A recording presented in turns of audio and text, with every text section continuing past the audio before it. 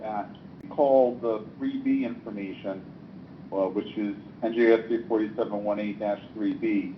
The idea that people like Charlie Cradiville are entitled to information has been around for a very long time, at least 40, 45 years. Prior to Oprah, it was required to be produced under executive order by Tom Keene and executive order by Christy Whitman. And this is all it's all in the papers, so I know the Court of Counsel is familiar with it. And what's at issue here is when Mr. Cradiville requests for information about crimes and arrests, yes, as Your Honor observed, he gets some information, but the information is very limited. And NJSA 4718-3B has a list of information, and the basic information that is required to be produced, which is information in terms of the Oprah requests that are at issue in this case. It's information we never get. We never get type of weapon information, which is the most basic information. Why do I say that? Because where a crime has been reported but no arrest made, the police are required to give us information as to the type of crime, time, location, and type of weapon, if any. Why is type of weapon important? Because unfortunately, like a lot of places now, gun violence has skyrocketed, and New Brunswick is no exception. And according to data that we've been able to get from the state police, gun violence is up 200% in 2021. That's a real number. That's not an exaggeration, and that's from the state police. And fatal homicides related to gun violence is also up similarly. I think that's also 200%. So this is a story that's very important, Mr. Cradiville. There's strong public interest in it. And even if arrests are never made, the type of weapon, not the specific, not a 45. We're not looking for the caliber of the gun, but we are looking for whether it's a knife or a gun or a baseball bat, that level of detail, which he is entitled to. Now, there is an exception, and the exception is whether disclosure of the information would jeopardize an investigation in progress and not be in the public interest. And while we understand this exception, it has been applied in a blanket manner to every single request for aggravated assault information that is the subject of this Oprah case. And we brought, as of the filing, we didn't leave anything out there. We brought all the open Oprahs into this one action. So we never get this information, and the only thing the defendants are saying is, well, we can't give it to you because it would jeopardize an ongoing investigation. But the Supreme Court in North Jersey Media Group versus Lyndhurst, which we discussed in our papers, say that the reasons for withholding 3B information can't be general or applicable to every single investigation. They have to be specific. And here the defendants have simply declined to be specific, both about the reasons why they don't give 3B information in general and why they don't give weapons information in particular.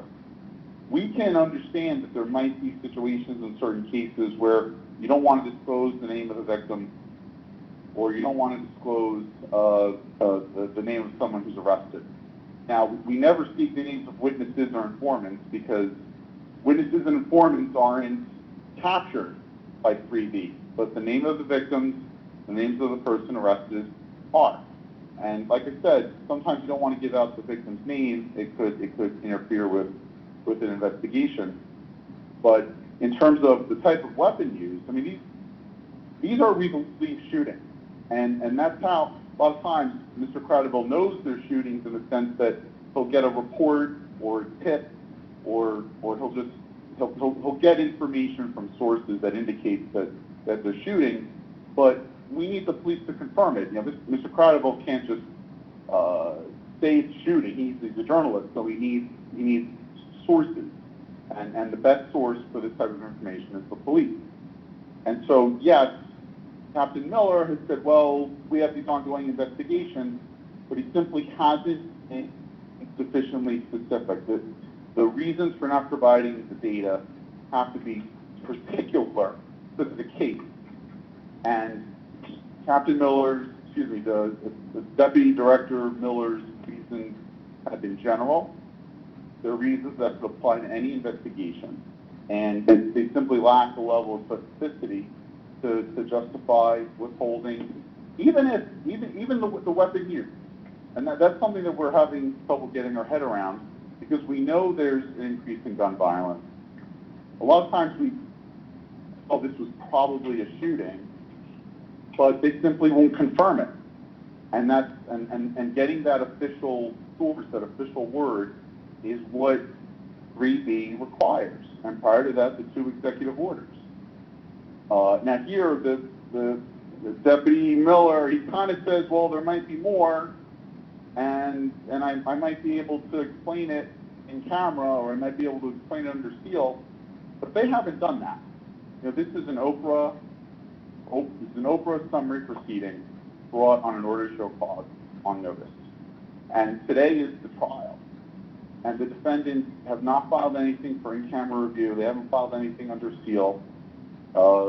Deputy Director Miller has given his testimony, and they've simply not been specific as to any of the investigations, and they haven't given us or the court specific reasons why disclosure of the weapon or disclosure of the person who's been arrested would jeopardize an ongoing investigation.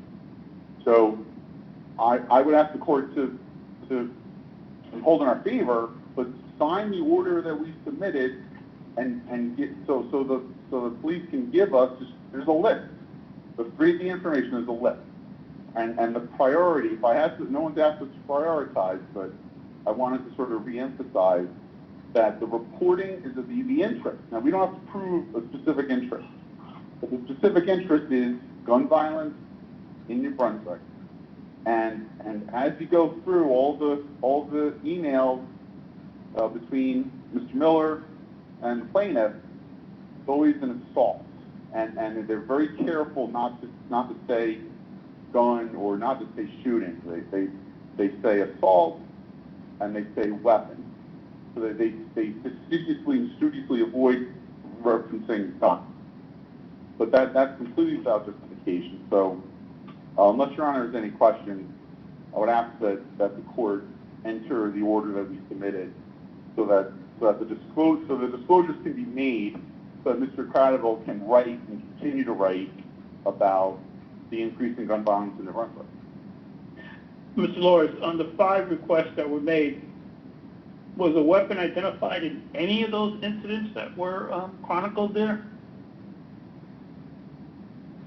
No, they're all labeled as aggravated assault and aggravated assault with weapon, but they've never told us a knife, a baseball bat, a gun.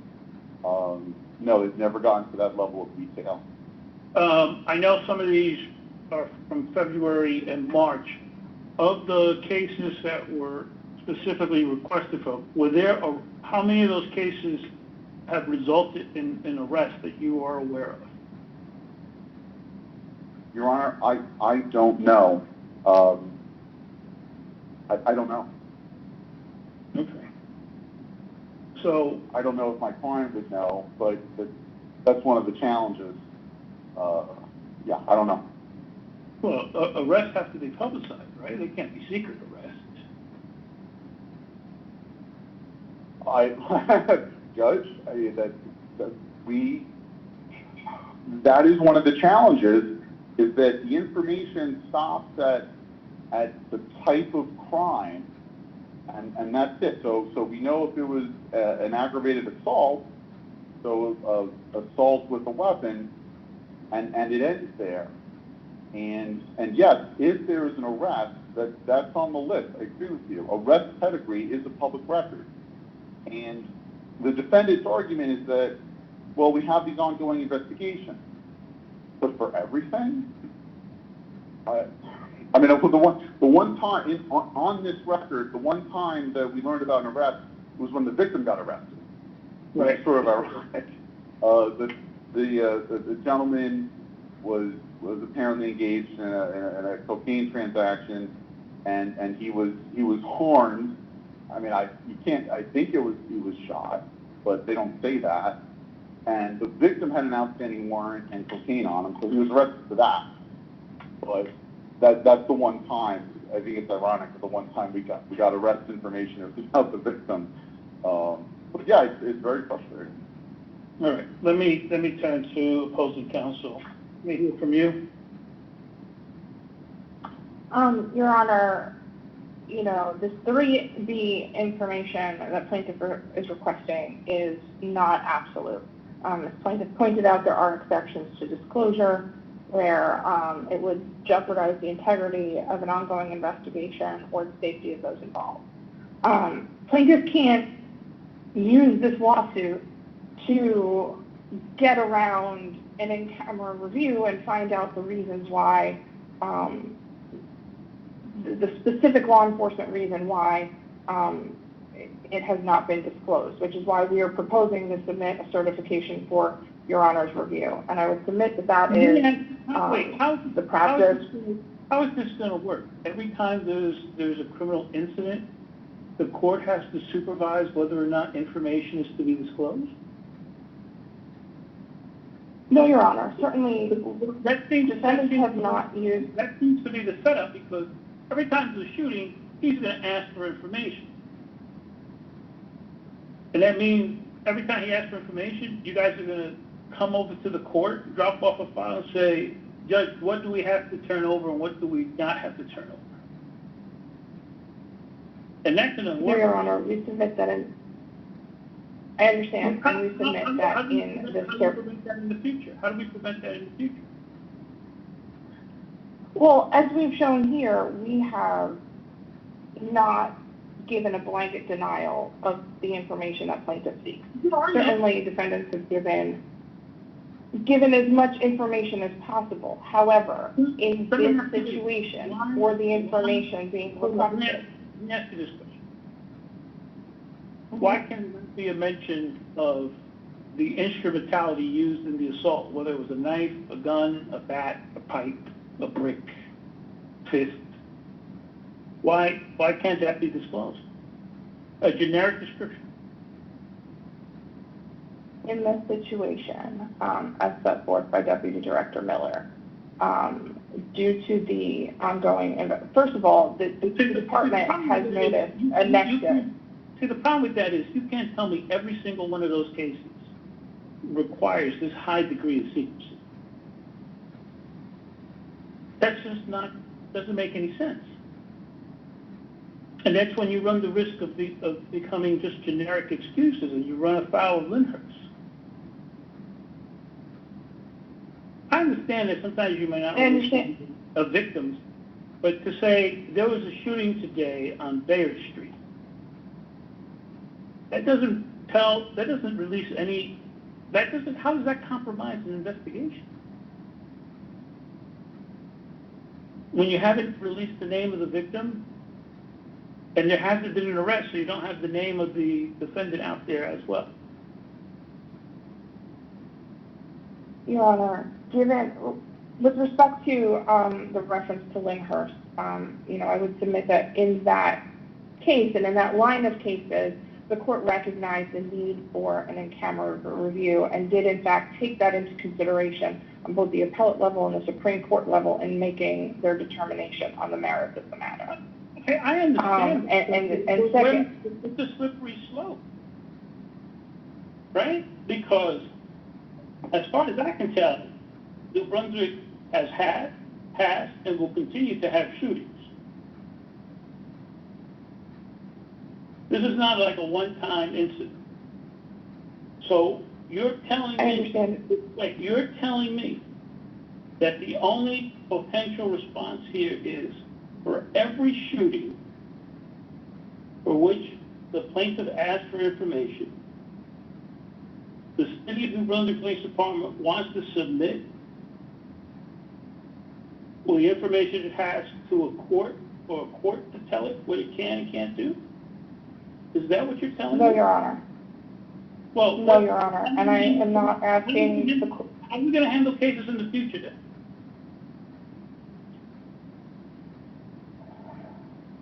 I understand Your Honor's concern. However, given the I'm not getting an specific answer. set of circumstances, well, and I'm trying to answer your question, Your Honor, but at the same time, I can't disclose information that we're, you know, in a public forum that we're arguing should not be made public. So therefore, the circumstances of the specific... Hold up. I have yet to ask you about the 5 Oprah requests yet. I'm asking you the future. And is what you're proposing that every time, and let me repeat my question simply as possible, so I can get a direct answer. Is what the City of New Brunswick is proposing, based on the certification, that every time there is a shooting or an aggravated assault in the City of New Brunswick, and there's a request for information, that the material in the possession of the New Brunswick Police Department must be handed over to the court to conduct a review and determine what information is disclosed publicly, what information is not disclosed publicly? No, Your Honor. Okay. And if I may, what we are seeking here is that in a circumstance such as this one, where we seek to use the exception afforded to public entities under 3B, the exceptions to disclosures, for a specific reason, that, as is the case here, we submit that in this matter only, because we are seeking to use that exception, not always, we are not always seeking to use that exception, but in this matter, that an in-camera review is appropriate. The problem I have with that is that you have used that exception since February, covering a myriad of assaults, over 20, 25 assaults. And there is a reason for that, Your Honor. I'm not telling you you're not going to get an in-camera review. But what I am telling you is this is not going to become the new rules of the road. Because the court does not sit I understand. as some sort of editor for this stuff.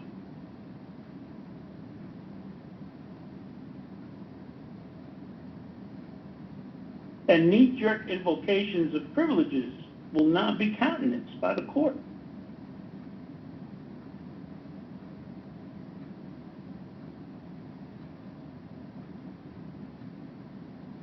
Because the requests from the plaintiff are not going to stop. And if I had confidence that if I went through all these different cases and I said, okay, in this case you got to turn it over, in this case you not turn it over, and there will be learning by the New Brunswick Police Department as a result of however I decide the individual factual cases, well, they'll go, okay, this kind of case, we should turn over the information. This kind of case, we have a safe harbor not to turn over the information. But I have to tell you, I don't have a great deal of confidence that adaptability will occur. That the police department will learn from that.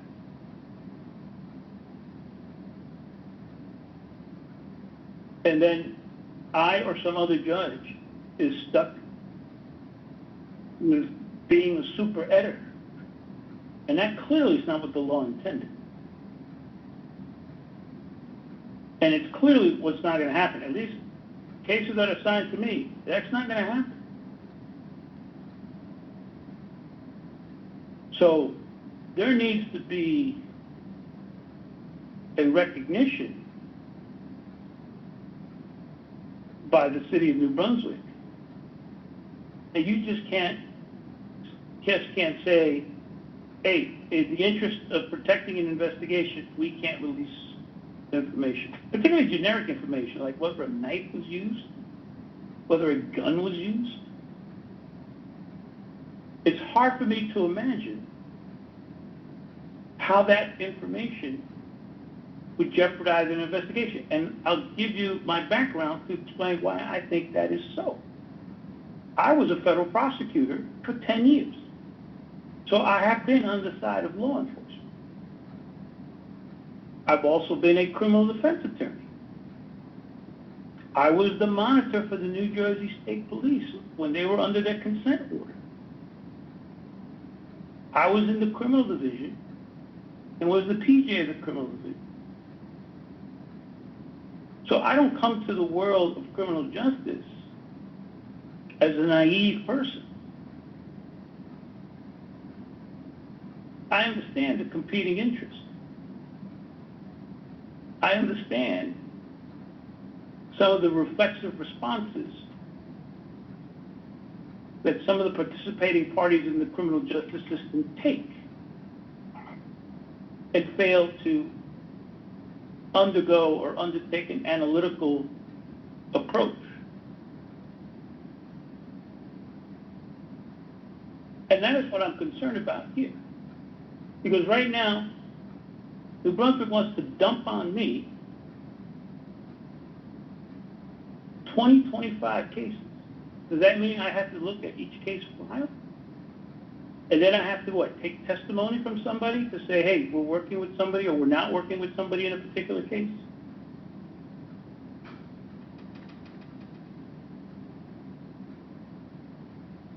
Those are the considerations. And I don't think the PD has taken into account those considerations.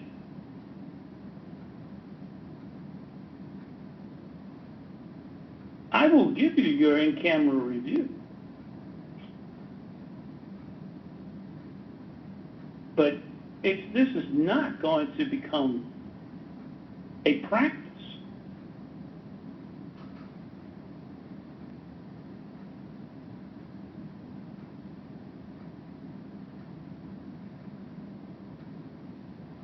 What else do you have to say?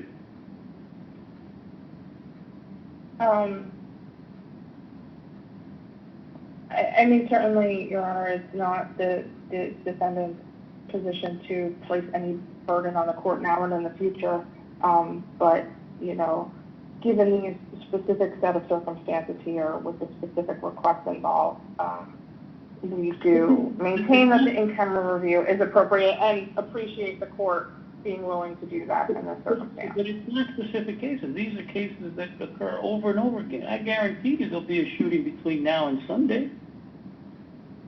As terrible as that is to say. I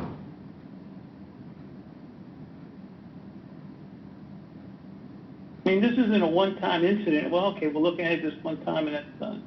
This is repetitive. It is tragic. It is sad. It is aberrant that gun violence is as common in urban areas as the sun rising in the morning. There's not a week that goes by where there's not a shooting. Trenton, New Brunswick, Patterson, Newark.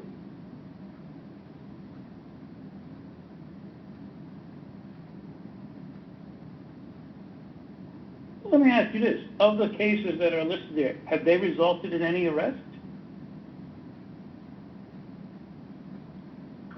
It is my understanding, Your Honor, that there are many of them have not been and that they are outstanding.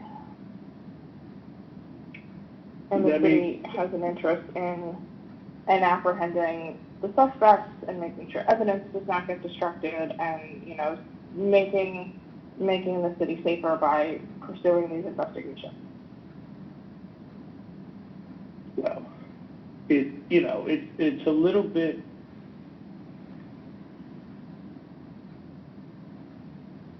I'm trying to think of what's the appropriate word, and it fails me. But it's difficult to suggest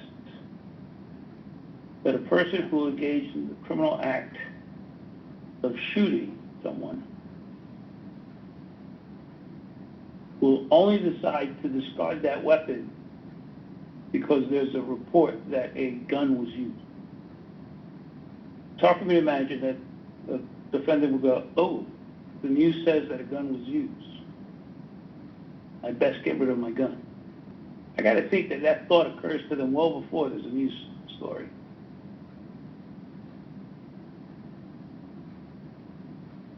So it beggars, it doesn't make sense that if you say a gun was used, and from hearing from the plaintiff, that sounds like what they want is whether a weapon was used. They're not looking to find out if it was an AK-47, the so-called Swiss Army knife, or a Bowie knife, or an aluminum bat.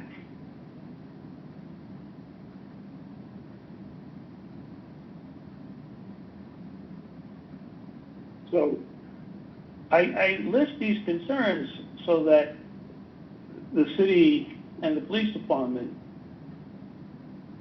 I hope, will adjust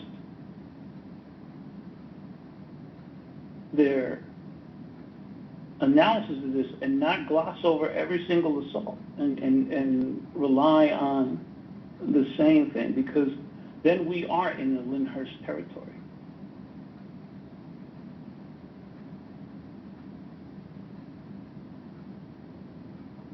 So, when can I get these files?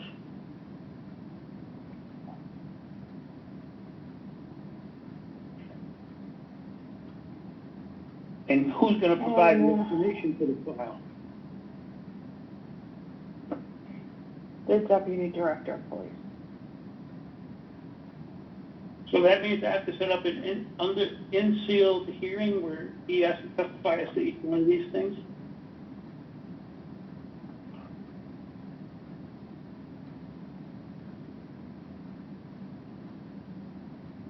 If Your Honor prefers, I can have him submit a certification first to see if a hearing is necessary. Okay. That means chapter and verse has to be in that certification.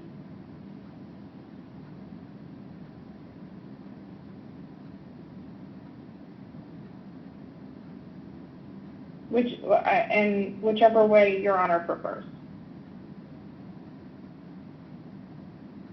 Let's start with the chapter and verse certification. If I don't think there's enough there, then I'll call for a hearing.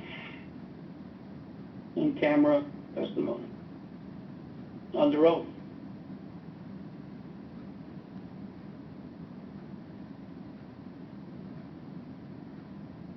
So when can I get it?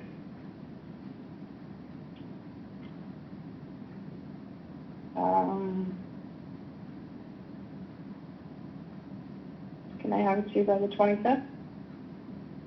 Of June? Yep.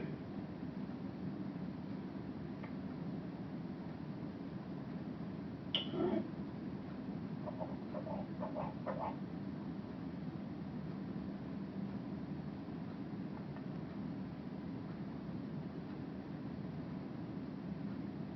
So there are other things. The weapon thing seems to be the main thing, but there are other things that have been requested. I'm still trying to figure out why can't you disclose who are the investigators on the case?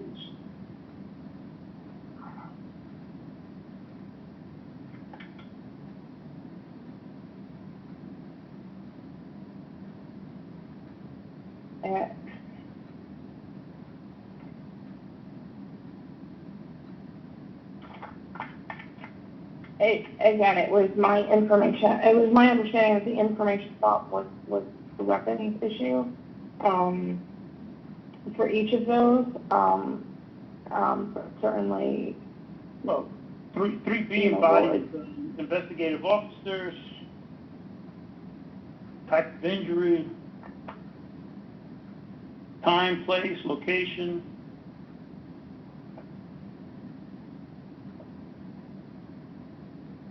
That's all encompassed there. I assume there's no problem in disclosing which officer has the burden or the duty to investigate these things, right?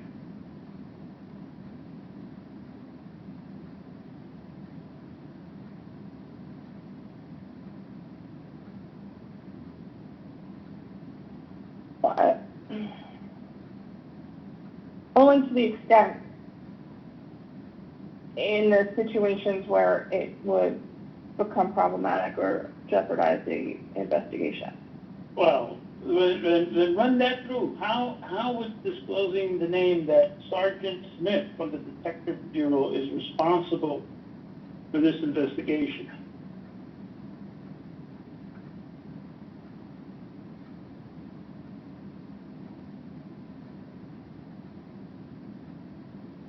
Wouldn't it be salutary that the name of the investigator is out there so that people in the community have information? They know who to contact? And we've seen those stories where they say, hey, if anybody's got information, contact, so-and-so from the PD or so-and-so from the county prosecutor's office. I understand.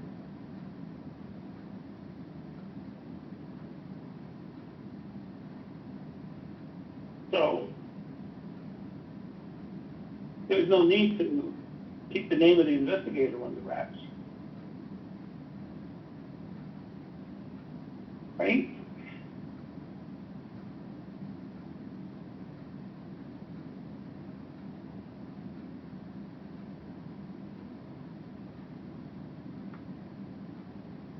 I'm gonna take silence as assent.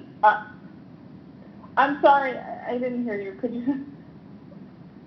Was there a question at the end there? Yeah. I apologize. The question is, there's no reason to keep or maintain the name of the investigator as some sort of secret, right? That can be disclosed. To the extent that the statute requires that and no exception applies, yes, Your Honor. Well,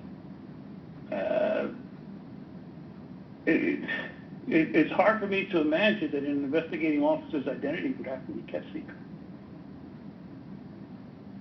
Who's conducting? Excuse me?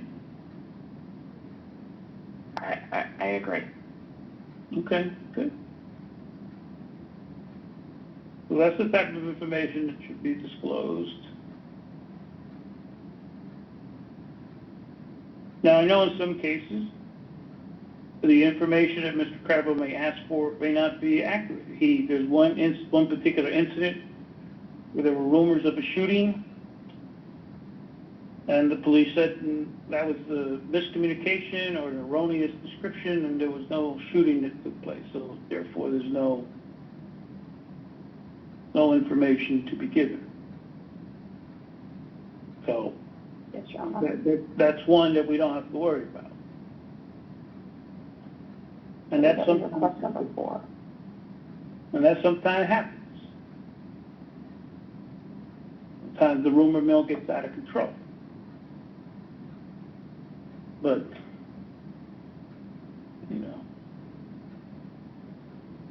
because gone are the days of the police blotter, where every time there was a case, it would be printed out.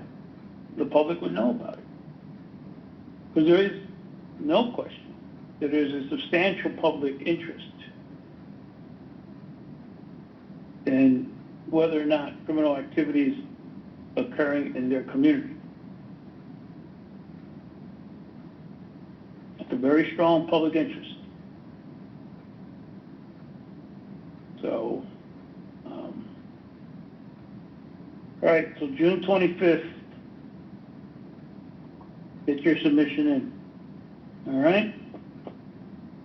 Yes, Judge, thank you. Broken down by each individual case. Yes, Judge.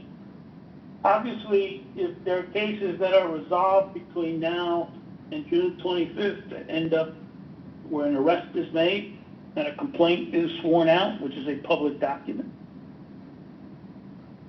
I would assume that there is a complaint sworn out and a gun was used, there would be a corresponding 2C violation attached to the complaint. So to the extent that any public complaints are filed about any of these cases, then you can exclude them from the list. And just make a note. Person was arrested June 10th, complaint, was filed with the prosecutor's office or with the Superior Court. That's an effort to try to lessen the amount of material that has to be reviewed. All right? Yeah. Mr. Lawrence, I'm sorry. Thank you, Your Honor. Nothing further. All right. All right, folks, have a good day. Stay cool, stay safe. All right? Thank you, Your Honor. You too. Yeah. Thank you, Counsel. Thank you, Judge. Okay. Thanks, everyone. Take care. Bye.